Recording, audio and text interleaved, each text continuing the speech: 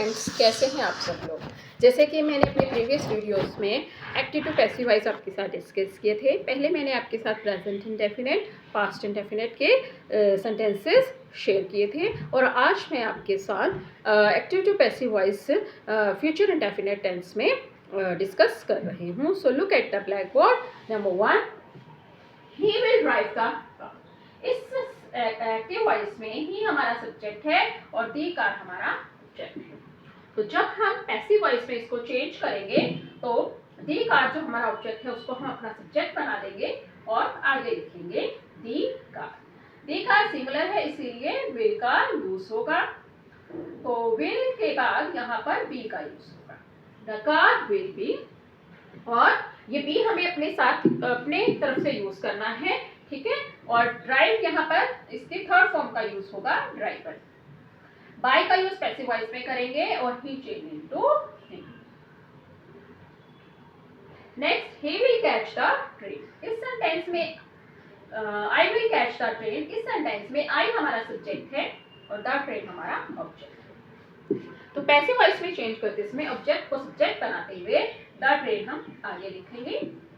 The train जो है वो सिंगुलर है इसीलिए इसके साथ विल का यूज होगा और बी हम अपनी तरफ से ऐड करेंगे। कैच की थर्ड फॉर्म का यहाँ पे यूज होगा CAUGHT, caught. By passive voice में यूज होता है और I change into the train will be caught by me और एंड में आ जाएगा full stop. Next sentence, they will not invite me. इस एक्टिव वॉइस में दे हमारा सब्जेक्ट है और मी ऑब्जेक्ट है। तो ऑब्जेक्ट को हम सब्जेक्ट बनाएंगे। जैसे हम आई को मी में चेंज कर देते हैं वैसे ही मी को हम आई में चेंज कर देंगे।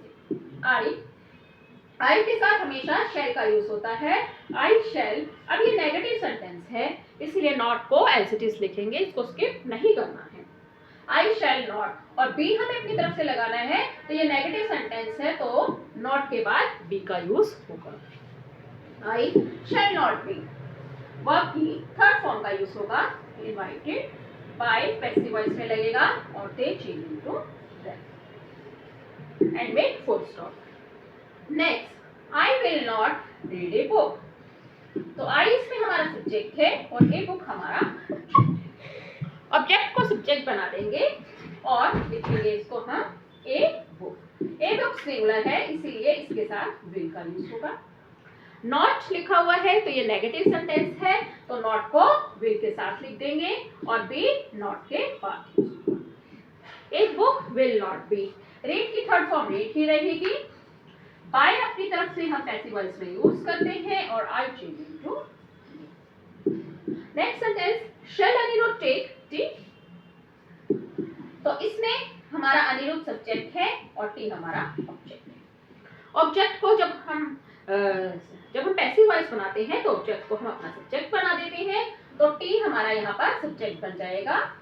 और ये इंटेरोगेटिव सेंटेंस है तो हेल्पिंग वर्ब स्टार्ट में आएगी। टी सिंगुलर है तो इसके साथ विल का यूज होगा। विल टी और बी टी के बाद यूज होगा। वर्ब की थर्ड फॉर्म का यूज होता है पैसिव वॉइस बनाते समय हमेशा टेकन। बाय पैसिव वॉइस में यूज करेंगे और अनिरुद्ध एंड में आ जाएगा और इंटेरोगेटिव सेंटेंस है इसलिए एंड में इंटेरोगेशन का निशान। लास्ट सेंटेंस है हमारा shall we do this work. तो इस सेंटेंस में वी हमारा सब्जेक्ट है और दिस वर्क हमारा ऑब्जेक्ट है। तो दिस वर्क जो हमारा ऑब्जेक्ट है एक्टिव वॉइस से पैसिव वॉइस में चेंज करते हुए इसको ऑब्जेक्ट को हम सब्जेक्ट बना देंगे और हेल्पिंग वर्ब की जगह छोड़ते हुए यहाँ लिख देंगे दिस वर्क। दिस वर्क हमारा सिंगुलर है इसलिए इसके साथ विल का यूज होगा। विल दिस वर्क और बी इसके बाद यूज होगा। डू हमारी मेन वर्ब है तो इसकी थर्ड फॉर्म यूज होगी पैसिव वॉइस में बनाते इसमें, तो इसकी डू की थर्ड फॉर्म हो जाएगी डन। बाय पैसिव वॉइस में यूज होता है और वी चेंज इनटू अस और इंटेरोगेटिव सेंटेंस होने के कारण इसमें इंटेरोगेशन का निशान आता है। So that's all friends. अगर आपको मेरा आज का टॉपिक पसंद आया हो तो please like share and subscribe मेरे चैनल और प्लीज़ मुझे कमेंट करके बताइएगा, इससे मुझे बहुत ज़्यादा मोटिवेशन मिलता है। Okay bye friends, bye bye.